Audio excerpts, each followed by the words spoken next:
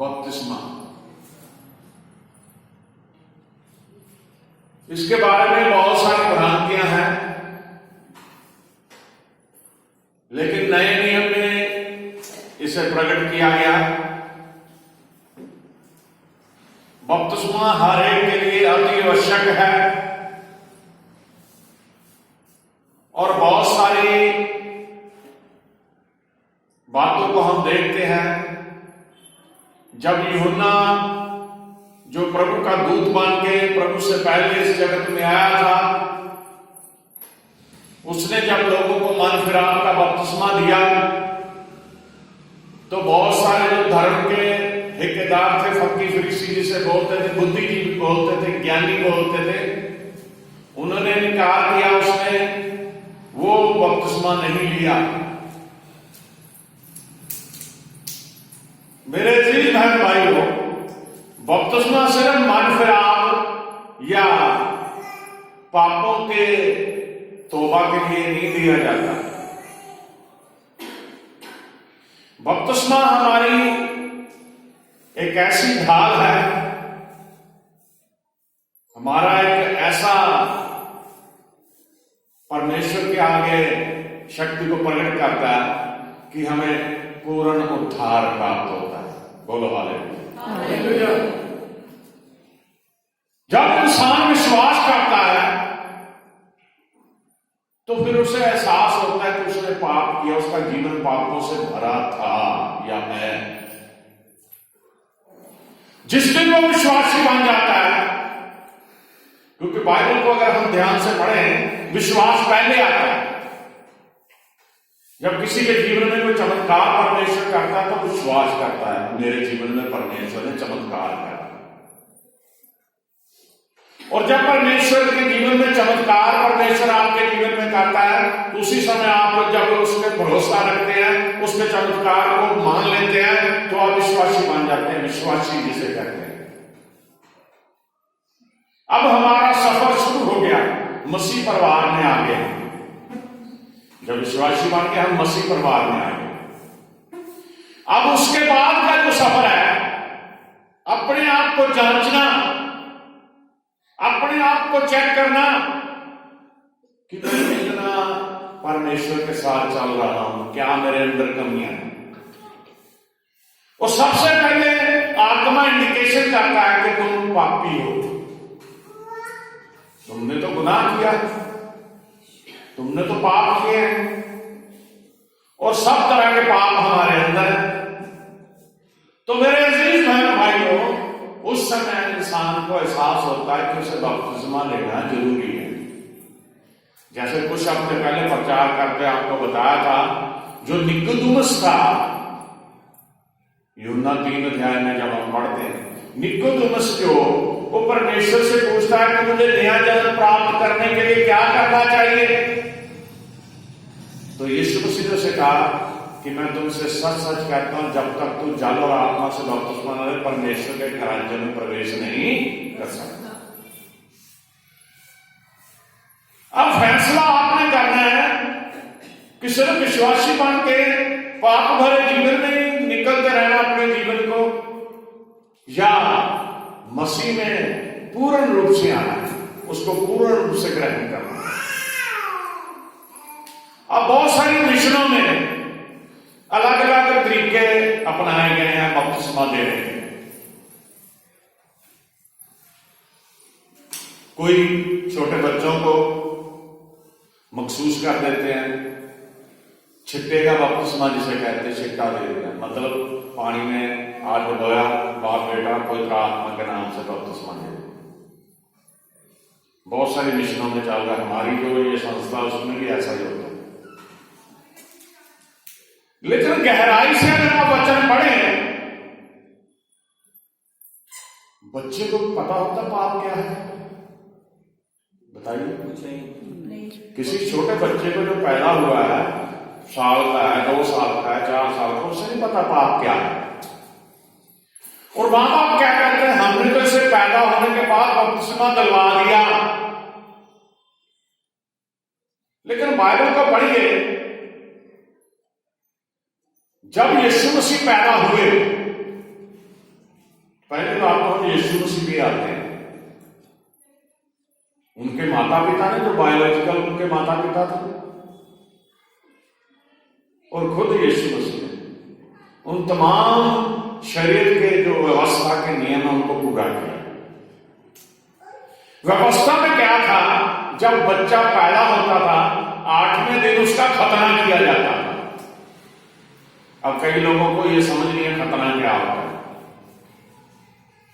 वो एक रीति की व्यवस्था में जो मर्दों का खतना किया जाता था, पैदा होने के 8वें दिन उस बच्चे को चर्च में लाया जाता था, प्रभु के घर में लाया जाता था, और वो खतने की रिवायत पूरी होती।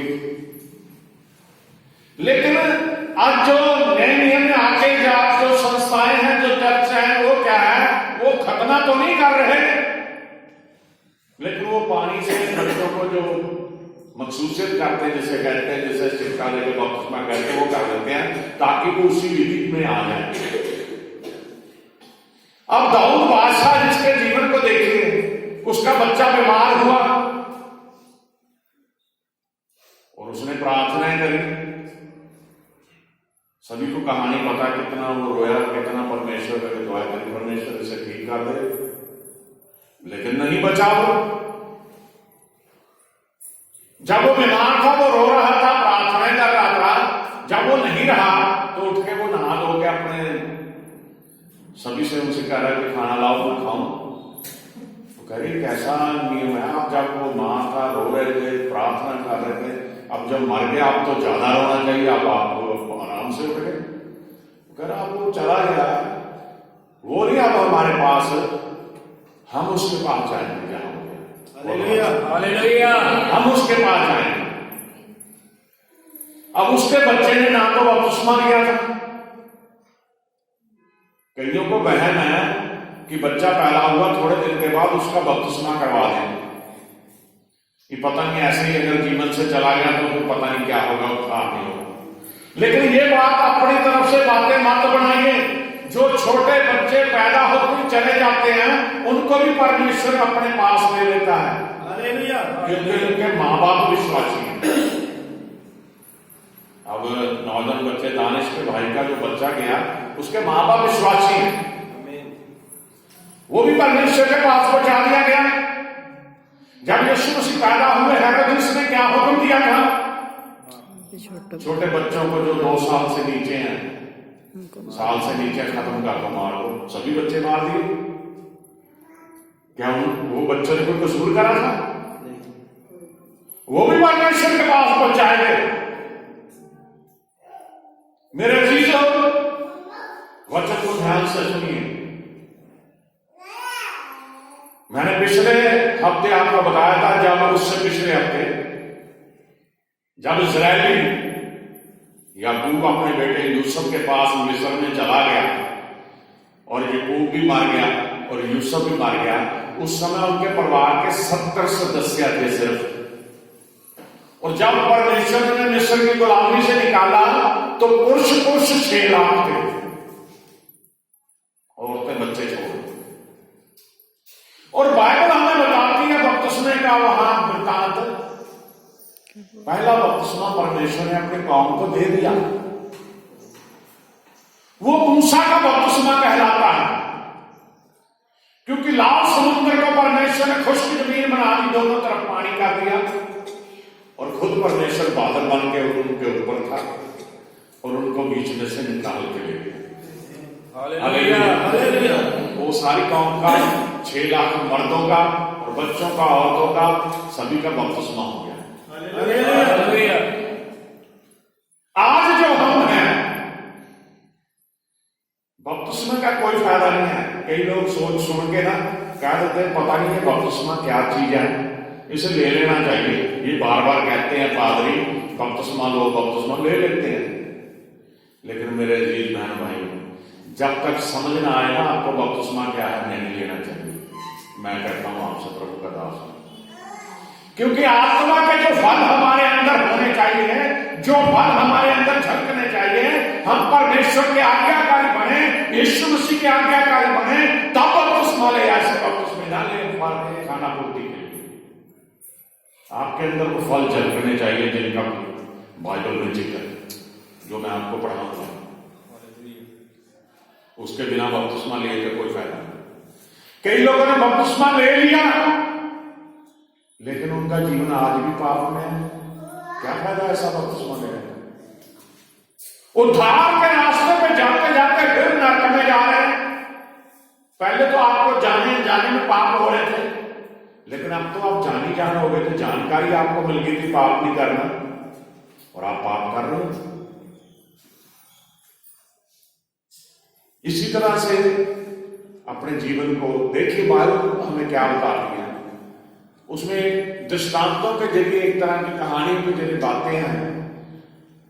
प्रेरितों के काम उसका 8 अध्याय है, उसकी 26 से 40 तक पढ़ना, बड़ा स्लो पढ़ना है, साथ साथ मुकाशवा होगा, क्योंकि ये नहीं पहले पढ़ा जाए फिर बोलना जाए। प्रेरितों के काम 8 अध्याय, उसकी 26 से पढ़ना शुरू करो, 40 तक पढ़ना सिर्फ। फिर प्रभु ने एक स्वर्गदूत ने फिलिप्पुस से कहा, प्रभु के एक स्वर्गदूत ने फिलिप्पुस से कहा। फिलिप्पुस कौन था? प्रभु का चेला। हाँ जी।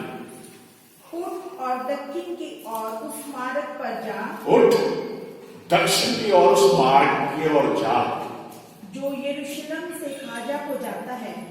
यरूशलेम से किस तरफ जाता है? गाजा खाजा गाजा को गाजा को जाता है। गाजा को जाता है। ये रेगिस्तान का मार्ग है। उधर फलस्तीन में गाजा पट्टी, जहां पे ज्यादा रेगिस्तान इलाका है। वह उठकर चल दिया, वह उठकर चल दिया, और देखो, कूश देश का एक मनुष्य आ रहा था, कूश देश का मनुष्य आ रहा था, जो खोजा और कुशियों की रानी का, जो खोजा था वो कुशियों की रानी गैदानके का कंदके मंत्री का। और खजांची था। रानी का मंत्री था, खजांची था। वह आराधना करने को यरूशलेम आया था। वह आराधना करने के लिए यरूशलेम आया था। देखिए ध्यान से सुनिए, किस लिए आया था? आराधना करने के लिए। लेकिन यहाँ पे मैं आपको ये पढ़ा रहा हूं बात, इसको गहराई से सुनिए। वो आराधना करने जा रहा है, आप भी रोज आराधना करने आ रहे हो, लेकिन उसमें एक कमी थी अभी भी कि उसका बपतिस्मा नहीं हुआ था। आराधना करने जा रहा था, वो मंत्री था, इतना बड़ा होता, और फिर रानी का खजांची भी था, इतनी दौलत उसके पास, पावर थी उसके पास। वो फॉर्मेलिटी पूरी कर रहा था, एक तरह की आराधना के लिए जा रहा था। हाँ जी।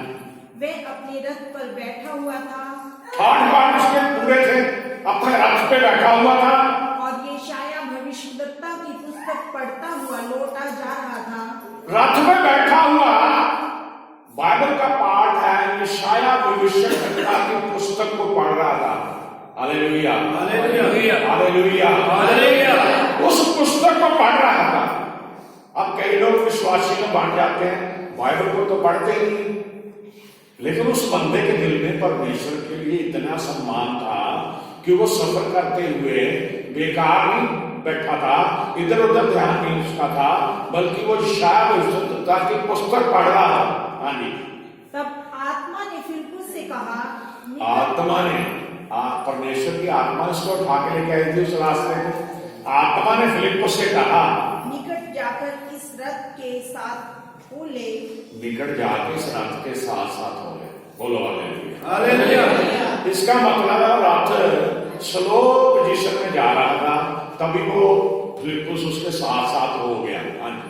फिलिप्पुस उसकी ओर दौड़ा और उसे यशायाह भविष्यद्वक्ता की पुस्तक पढ़ते हुए सुना। फिलिप्पुस दौड़ के जब उसके पास गया तो उसे देखा, उसने ये आदमी यशायाह भविष्यद्वक्ता की पुस्तक पढ़ रहा है, और पूछा, तू जो पढ़ रहा है क्या उसे समझता भी है? बोलो हालेलुया। मेरा भाई जो तू पढ़ रहा है कैसे समझता भी है? आज बाइबल तो सभी पढ़ते हैं, कैसे समझ आ रही है आपको? ऐसे किताब की तरह पढ़ने का कोई फायदा नहीं है, नॉवल की तरह पढ़ने का फायदा नहीं है। किसी को आप बाइबल दे दो, कहता मैंने तो ये एक दिन में न्यू टेस्टामेंट खत्म कर दिया, उसका क्या फायदा? आपको समझ तो कुछ भी नहीं आया। तो फिलिप्पुस उसे पूछ रहा, भाई जो तू पढ़ रहा है तुझे समझ भी आ रहा है? हाँ जी, आगे देखिए उसका जवाब। और उसने फिलिप्पुस से विनती की उसने फिलिप्पुस से विनती की, चढ़कर उसके पास कह रहा, भाई मुझे तो समझ नहीं आ रही, ऐसा कर, देखो परमेश्वर की आत्मा काम करती है जब किसी को छूना हो। कह रहा ऊपर आ जा रथ पे, मुझे पढ़ के सुना दे, मुझे समझा दे। पवित्र शास्त्र का जो अध्ययन वह पढ़ रहा था वह ये था, पवित्र शास्त्र का अध्ययन जो पढ़ रहा था वो ये था, वह भेड़ के समान वध होने को पहुंचाया, वह भेड़ के समान वध होने के लिए पहुंचाया गया। कौन था वो? यीशु मसीह के बारे में भविष्यवाणी की गई थी, उसकी मौत के बारे में भविष्यवाणी की गई थी। हाँ जी। और जैसा मेमना अपने खून कतरने वालों के सामने चुपचाप रहता है, जैसे भेड़ का बच्चा अपने ऊन कतरने वालों के सामने चुपचाप खड़ा रहता है, वैसे ही उसने भी अपना मुंह न खोला, वैसे ही उसने भी अपना मुंह ना खोला। यीशु मसीह के बारे में बताया, उसकी दीनता में उसका न्याय नहीं होने पाया, उसकी दीनता के कारण उसका न्याय नहीं होना पाया, इतना हलीम था, उस पर जुल्म हुए। हाँ जी। उसके समय के लोगों का वर्णन कौन करेगा? उस समय के लोगों का वर्णन कौन करेगा? क्योंकि पृथ्वी ने उसका प्राण उठा लिया गया है। पृथ्वी से उसका प्राण खा लिया गया है। इस पर खोजे ने फिलिप्पुस से पूछा, इस पर खोजे ने फिलिप्पुस से पूछा, मैं तुझसे विनती करता हूँ, मैं तुझसे विनती करता हूँ, ये बात की भविष्यद्वक्ता ये इसके विषय में कहता है, ये बात जो भविष्यद्वक्ता इस विषय में कहता है, अपने या किसी दूसरे के विषय में, अपने या किसी दूसरे के विषय में कह रहा। तब फिलिप्पुस ने अपना मुंह खोला, तब फिलिप्पुस ने अपना मुंह खोला और किसी शास्त्र से आरंभ करके उसे यीशु का सुसमाचार हालेलुया, एक शोर से शुरू करके उसे यीशु मसीह का वृत्तांत सुनाया। आमीन आमीन। हमने किसका प्रचार करना है? यीशु मसीह। हाँ जी। मार्ग में चलते चलते वे किसी जल की जगह पहुंचे, जब मार्ग में चलते चलते वो किसी जल के जगह पे पहुंचे, तब खोजे ने कहा, देख यहाँ जल है। वो चिल्ला उठाया, देख वहां जल है। फिलिप्पुस को कह रहा वो। फिलिप्पुस ने उसे नहीं कहा कि तू बपतिस्मा ले। फिलिप्पुस ने उसे नहीं समझाया था कि तू अभी इस समय बपतिस्मा ले। फिलिप्पुस ने ऐसा उसे फोर्स नहीं किया। मेरे अजीजों, वो सुन के जब फिलिप्पुस ने पूरे वृत्तांत से यीशु मसीह के बारे में बताया, यीशु मसीह कैसे पैदा हुआ, यीशु मसीह कैसे बड़ा हुआ, किस तरह यीशु मसीह ने दुख उठाए, किस तरह उसे सलीब पे टांगा गया, किस तरह वो तीसरे दिन मुर्दों से जिंदा हो गया, तो अब फिर उसका दिल छिद गया। उसने उसमें ये भी बताया कि बपतिस्मा लेना जरूरी है। उस पूरे अध्याय में बाप बेटा और पवित्र आत्मा से बपतिस्मा लेना जरूरी है। और ये अहमियत बताई कि पानी में जाके, नदी में जाके, पानी में जाके जाते हुए पानी बपतिस्मा लेना जरूरी है। उसने पानी देख लिया, वो चिल्ला उठा, वो कहता देख वो जल है सामने। हाँ जी। अब मुझे बपतिस्मा लेने में क्या रोक है? अब मुझे बपतिस्मा लेने से क्या रोक है? Hallelujah, hallelujah.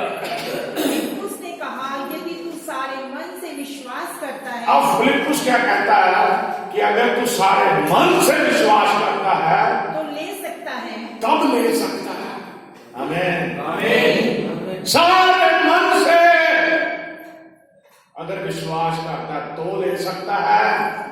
उसने उत्तर दिया, मैं विश्वास करता हूँ। उसने उत्तर दिया, मैं विश्वास करता हूँ कि यीशु मसीह परमेश्वर का पुत्र है। यीशु मसीह परमेश्वर का पुत्र है। बोलो हालेलुया, हालेलुया।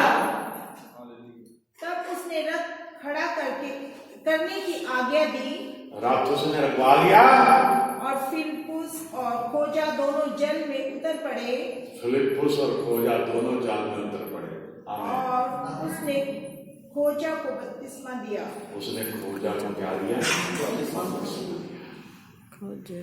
देखिए कितना लुभावना, कितना सुहावना, कितना सुंदर दृश्य है। एक इंसान जिसे अहमियत नहीं पता थी बपतिस्मा क्या है, जिसे ये पता ही नहीं था बपतिस्मा किसे कहते हैं। बपतिस्मा का मीनिंग जो असलियत में है वो गाड़ देना है, किसी चीज को गाड़ देना, यानी कि जब उसको पानी में किसी इंसान को खड़ा करके उसको बाप, बेटा और पवित्र आत्मा से डुबोया जाता है पानी में, और फिर जब वो ऊपर आता है उसका जो पुराना जीवन है खत्म हो जाता है, गड़ जाता है और नया जन्म पा के वो ऊपर आ जाता है। हालेलुया। हालेलुया।